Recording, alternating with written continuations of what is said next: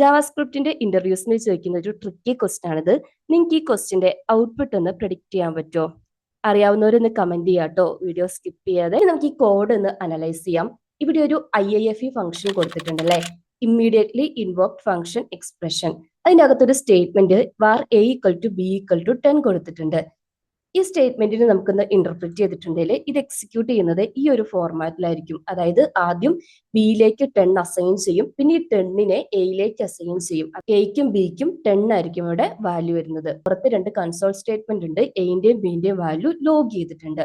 ഇനി നമുക്ക് ഇതിന്റെ ഔട്ട്പുട്ട് എന്താണെന്ന് ചെക്ക് ചെയ്ത് നോക്കാം. ഇവിടെ എന്റെ വാല്യൂ ആക്സസ് ചെയ്തപ്പം ഒരു reference error a is not definedും ബിന്റെ വാല്യൂ 10 വന്നു. എന്താ ഇതിന്റെ റീസൺ? ഇവിടെ വേരിയബിൾ എ ഡിക്ലെയർ ചെയ്തിരിക്കുന്നത് വാർ കീവേഡ് യൂസ് ചെയ്തിട്ടാണ്. അപ്പൊ വാർ കീവേഡിന്റെ പ്രത്യേകത എന്താ? അത് ഫംഗ്ഷൻ സ്കോപ്ഡ് ആയിരിക്കും അല്ലെ. ഒരു ഫംഗ്ഷന്റെ ഉള്ളിൽ വാർ യൂസ് ചെയ്തിട്ട് ഒരു വേരിയബിൾ ഡിക്ലെയർ ചെയ്യുമ്പോൾ ആ ഫംഗ്ഷന്റെ ഉള്ളിൽ മാത്രമേ അത് ആക്സസ് ചെയ്യാൻ പറ്റുള്ളൂ, പുറത്തേക്ക് ആക്സസ് ചെയ്യാൻ പറ്റില്ല. അതുകൊണ്ടാണ് എ ഫംഗ്ഷന് പുറത്ത് ആക്സസ് ചെയ്തപ്പം റെഫറൻസ് എറർ വന്നത്. ഇനി ബിന്റെ കേസിലേക്ക് വരുമ്പം വാർ ലെറ്റ് കോൺസ്റ്റ് ഈ ഒരു കീവേഡും യൂസ് ചെയ്തിട്ടല്ല ബി വേരിയബിൾ ഡിക്ലെയർ ചെയ്തിരിക്കുന്നത്. സോ ബി വേരിയബിൾ ഒരു ഗ്ലോബൽ വേരിയബിൾ ആണ്, എനിവെയർ ആക്സസ് ആണ്. ഇതുപോലുള്ള ഇൻട്രസ്റ്റിംഗ് ജാവാസ്ക്രിപ്റ്റ് ക്വസ്റ്റ്യൻസിനും ട്യൂട്ടോറിയൽസിനും വേണ്ടിയിട്ട് നമ്മുടെ ചാനൽ ഒന്ന് സബ്സ്ക്രൈബ് ചെയ്യാട്ടോ. താങ്ക്